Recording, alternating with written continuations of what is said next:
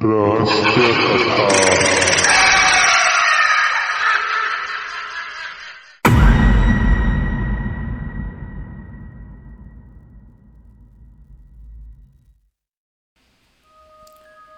नमस्कार मित्रांनो, रहस्य कथा चॅनलवर आपलं स्वागत आहे.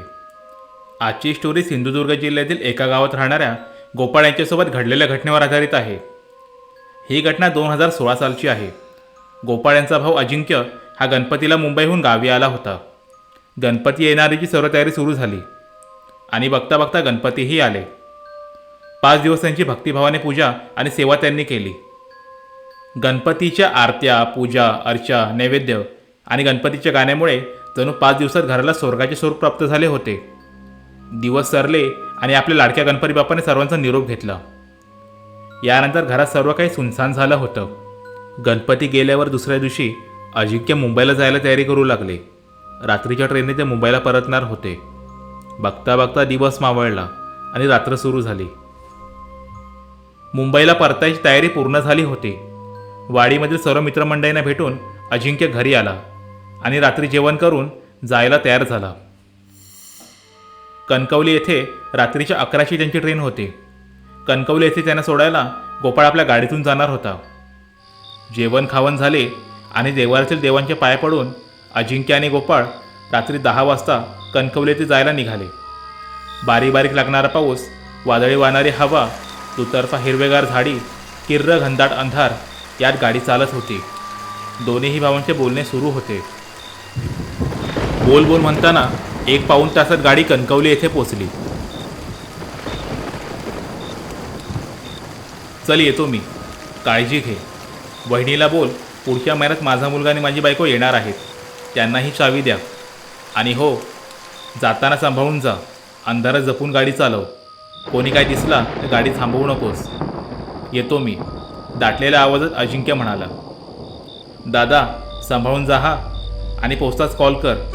गोपाळनेही दाटलेल्या कंठाने म्हणत आपल्या मोठ्या भावाचा निरोप घेतला. दोघा भावांचा एकमेकांवर खूप जीव होता. बॅग पाठीला लावून रेल्वे स्टेशनमध्ये जाणाऱ्या भावाला बघितल्यावरती गोपाळही गाडीत बसला आणि त्याने गाडी फिरवून घराकडे जाण्यासाठी वळवली. येताना दोघे होते, पण जाताना गोपाळ एकटाच होता. पाऊस लागत होता.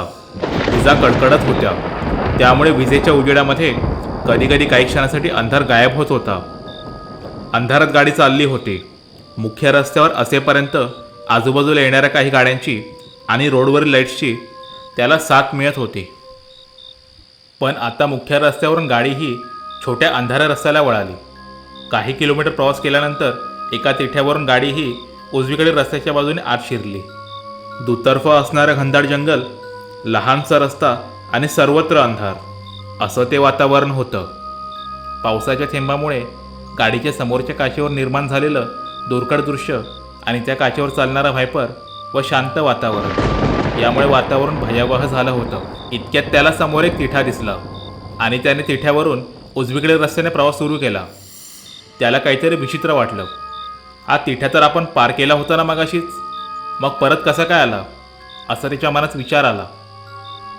आपलं लक्ष गाडी चालवण्याकडे नाही, यामुळे असा भास झाला असेल, असं त्याने तोंडातल्या तोंडात फुटलं आणि तो रस्त्याकडे लक्ष देऊ लागला. गाडी ही पुन्हा त्या अरुंद अंधाऱ्या दुतर्फा झाडीने वेढलेल्या रस्त्याला लागली होती. त्याला काहीतरी चुकीचं घडतंय असं वाटत होतं, पण त्याला त्यावर अजून विश्वास बसायचा बाकी होता. काही वेळाने पुढे त्याला उजेडात जे दिसलं ते पाहून त्याच्या चेहऱ्यावरचा रंगच उडाला. कारण समोर तोच तिठा होता ज्याला त्याने 7 मिनिटापूर्वी पार केलं होतं.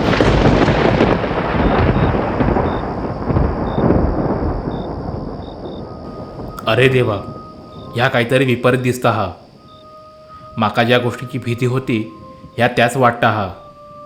कदाचित ह्या चकवा तर नाही. चकवा शब्द डोक्यात येताच गोपाळच्या डोक्यावरून पूर्ण अंगाला विजेसारखे तरंग उठले. गोपाळच्या अंगावर काटा उभा राहिला. त्याचे डोळे मोठे झाले आणि कपाळाला आट्या आल्या. त्याच्या मानेवरून घामाचा थेंब खांद्यावर वाहत उतरला. चकवा एक अशा प्रकारचे भूत आहे जे रात्री अपरात्री प्रवास करणाऱ्यांना भ्रमित करतो आणि त्यांना एकाच रस्त्यावर फिरवत ठेवतो. यात अडकलेल्या माणसांना आपला रस्ता मिळत नाही. आणि रात्रीचा प्रहर जितका प्रखर होतो तितकाच याचा प्रभाव वाढतो. यात अडकलेल्या माणसाचा अपघात होतो, नाहीतर सकाळपर्यंत तोच माणूस एकाच वाटेवर परत परत फिरत राहतो. असं म्हणतात रात्री अपरात्री जे अपघात होतात ते चकव्यामुळेच होतात. भारतात विविध भागात या प्रकारचे भूत सापडते. महाराष्ट्राबाहेर याला छलावा असं म्हणतात. त्याने गाडी चालवताना घड्याळात पाहिले तर रात्रीचे 12:15 झाले होते. आता आपलं काही खरं नाही असं त्याला वाटत होतं. आता काय करायचं? गाडी थांबवू शकत नाही. अंधार आहे, आसपास वस्ती नाही, घनदाट जंगल आहे. अशा ठिकाणी गाडी थांबवणं योग्य नाही असं त्याच्या मनात विचार आला आणि त्याने गाडी सुरू ठेवली. काही वेळाने तो पुन्हा त्याच तिठ्याजवळ आला, कारण त्याला चकव्याने आता आपल्या प्रभावाखाली आणलं होतं. देवा, माका ह्यातून सोडव असं म्हणत त्याने स्वामी समर्थांच्या मूर्तीसमोर हात जोडला. इतक्यात त्याला त्याच्या गाडीवरती काहीतरी आदळण्याचा आवाज आला. गाडीवर जणू दगडांचा वर्षाव होत होता. आकाशातून पाऊस नव्हे, दगडच कोसळत असावे आणि माणसांचा जोरजोरात ओरडण्याचा आवाज येऊ लागला. त्याने गाडी जोरात चालवली व तो पुढे निघून गेला. तर पुन्हा त्याला समोर तोच तिठा दिसला. त्याने आता डोक्याला हात लावला, कारण आता त्याला इथून बाहेर येण्याचा मार्ग सापडत नव्हता. तिठ्याजवळून गाडी पुढे जाताच त्याला त्याच ठिकाणी, म्हणजे इथे रिचार दगड फेकण्यात आली होती, तिथे एक म्हातारा माणूस रस्त्याच्या मधोमध उभा असताना दिसला. तो फार विचित्र वाटत होता. तो गाडीपासून काही अंतरावरतीच होता. म्हातारा समोर असल्यामुळे गोपाळने ब्रेक मारला. तो म्हातारा हळूहळू चालत त्याच्या दिशेने येत होता. गाडीच्या उजेडात आता त्याचा चेहरा स्पष्ट दिसू लागला. तो भयानक वाटत होता. यामुळे गोपाळने गाडी त्याच्या बाजूने वेगात काढली. तसा तो हळूहळू चालणारा म्हातारा आता, थांब, कुठे पळून जातोय? तुला माझ्यापासून आज कोणीही वाचू शकणार नाही. असं म्हणत म्हातारा गाडीच्या मागे पळू लागला. 70 वर्षाच्या म्हाताऱ्याला गाडीसोबत इतक्या वेगात पळताना पाहून तो चकवा आहे असं त्याने ओळखलं. यामुळे त्याने गाडी जोरात पळवली. गाडीचं स्पीड जास्त असूनही तो माणूस हा गाडीपासून 40 मीटर अंतरावरतीच पळत होता आणि एका म्हाताऱ्या माणसाला असं पळणं शक्य नव्हतं. यातून तो माणूस साधा माणूस नव्हता, तो चकवाच होता हे सिद्ध होत होतं. पळता पळता तो म्हातारा आता गोपाळच्या गाडीच्या खिडकीजवळ पोचून गाडीसोबत पळू लागला आणि त्याने एका झटक्यात आपलं डोकं फिरून गोपाळकडे पाहिलं. आणि ते पाहिल्यावरती गोपाळच्या हृदयात धडकी भरली, कारण त्या म्हाताऱ्याच्या कपाळात डोळे नसून फक्त खोबण्या होत्या. यातून रक्त वाहत होतं. गोपाळला आता डरडरून घाम फुटला आणि त्याने गाडीचा स्पीड वाढवला. आता आपलं काही खरं नाही असं त्याला वाटत होतं. यानंतर गोपाळाने श्री स्वामी समर्थ आणि गणपती यांच्याकडे रक्षा करण्यासाठी प्रार्थना केली. घामाघूम झालेल्या गोपाळाला काही सुचत नव्हतं. अचानक त्याच्या गाडीवरचा त्याचा कंट्रोल सुटला आणि गाडीही रस्त्यावरून खाली दरीत कोसळणारच होती. तेव्हाच त्याच्या हातावर कोणीतरी हात ठेवून स्टेअरिंग पकडून कोणीतरी स्टेअरिंग वळवल्याचं त्याला जाणवलं आणि गाडीही रस्त्यावर परत आली. ह्या गडबडीत ब्रेक लावल्यामुळे गाडी रस्त्यावरच थांबली. काय झालंय हे त्याला समजत नव्हतं.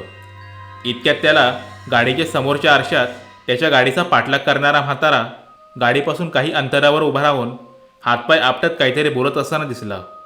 त्याने लक्ष देऊन ऐकलं असता, वाचलास तू, नाहीतर तुला मी आज सोडलं नसतं. असं म्हणत तो म्हातारा जोरजोरात किंचाळत जागच्या जागी गायब झाला. घामाघूम झालेल्या गोपाळाला काही समजत नव्हतं. त्यानं गाडीची काच खाली केली आणि आरसा सरळ करून आरशातून पुन्हा मागे पाहिलं. तेव्हा त्याला मागे कोणी दिसलं नाही.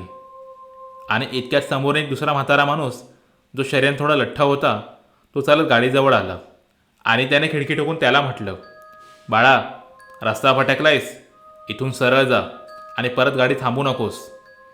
असं म्हणत तो माणूस चालत पुढे गेला आणि पाठमोऱ्या अवस्थेत एक हात वर करून म्हणाला, अरे वेड्या, आम्ही सोबत असताना कोणाची हिंमत तुझं वाईट करायची?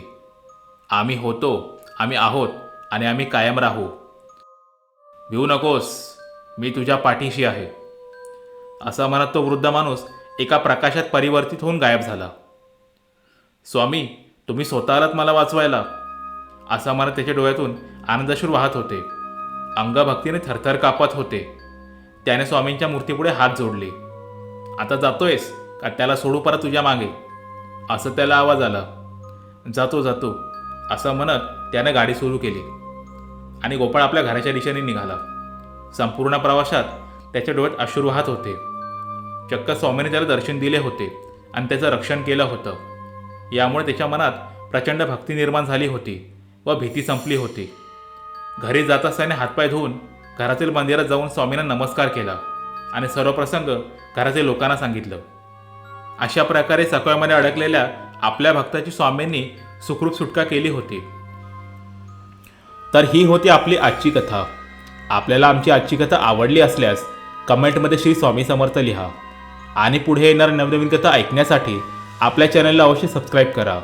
आपण लवकरच पुन्हा भेटू आपल्या नवीन कथेसोबत। धन्यवाद।